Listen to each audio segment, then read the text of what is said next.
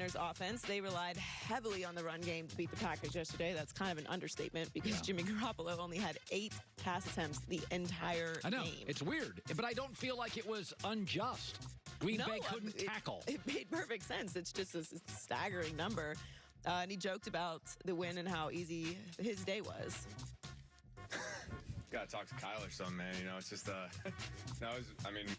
how ball tonight. It was made my life very easy back there. So I think we had like 8 pass attempts. So it was a fun night.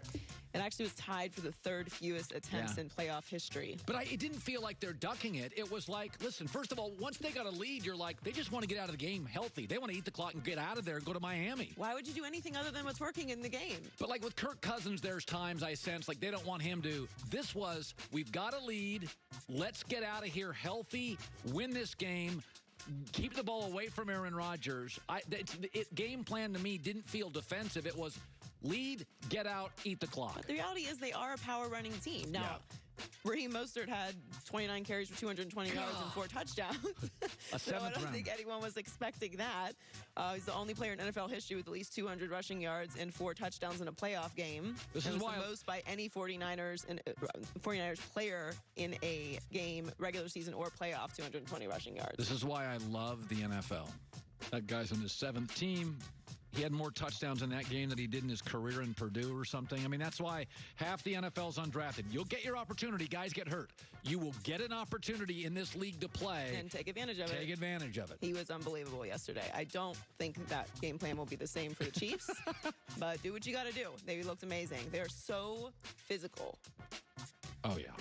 They are. It is the one thing that makes me nervous about not that the Chiefs are very physical as well, but it's just, it pops up the screen how physical San Francisco is. Old school football. Yeah, they are tough.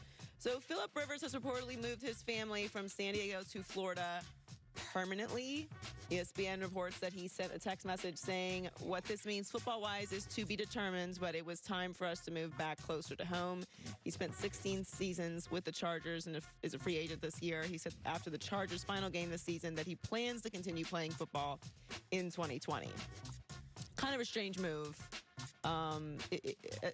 Obviously we didn't know what the future was with the Chargers, so it kind of feels like at least we know that because he didn't even move his family out of San Diego when he was playing with the Chargers here. He was commuting, as we know, and he has a very, very big family.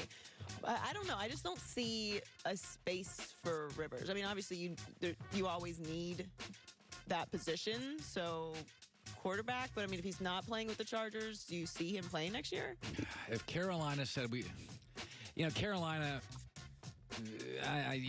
what are they going to do? They got new people there. Why would Carolina move off of Cam Newton for Rivers?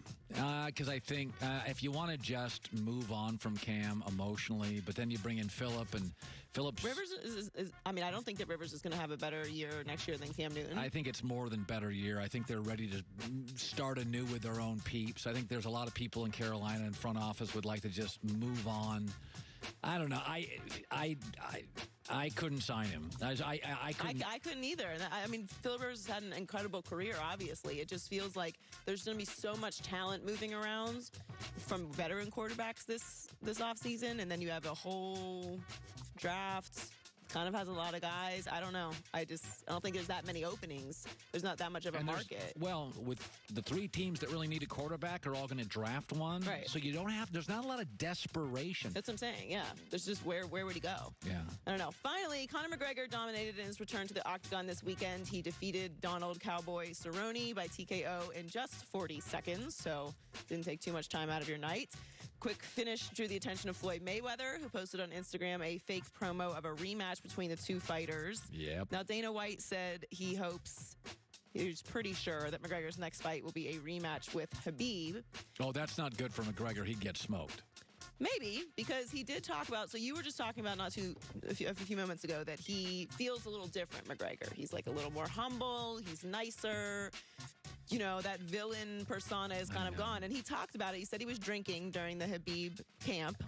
So that played a big role in how that fight went for him. He's not doing that anymore. He has a life coach, Tony Robbins, that he's working with now. He also took some inspiration from LeBron James because he said he read that LeBron spends about $1.5 million on his body. He said other than his camp, he spends none on his body, so he changed that. He has a daughter now, so he's a son and a daughter. So he just said he's just a changed man, basically. He matured. He obviously went through a lot of away from the ring issues and legal issues, so he's a different guy. So it's not that this thing that you feel with him is real, according to him. So I don't know. He could fight a bunch this year, though, because Habib doesn't fight until April. So if they have a rematch, it'll be after that. And then we all kind of feel like he's going to fight Mayweather later in the year, which we will watch. Of course we will. We will watch. Sucker for a good fight. Joy with the news.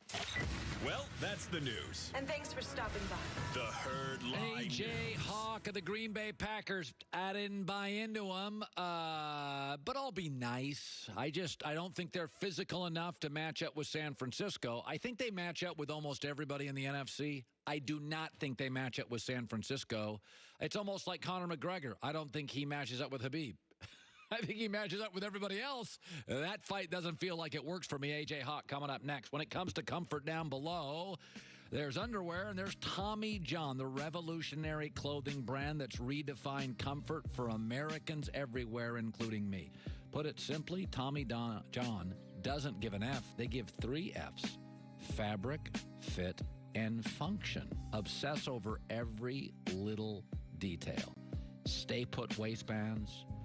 Comfortable, moisture wicking, feather light, breathable, designed to move with you, not against you, no bunching, riding up. So confident in their underwear. Best pair you'll ever wear, or it's free guarantee with your first pair. Also have 1,200 retail shops. Hurry, use the code HERD, TommyJohn.com now. TommyJohn.com, code HERD, H-E-R-D, 20% off your first order. What a great birthday gift this would be. I've been wearing it now for a couple of years. Tommy John is fantastic.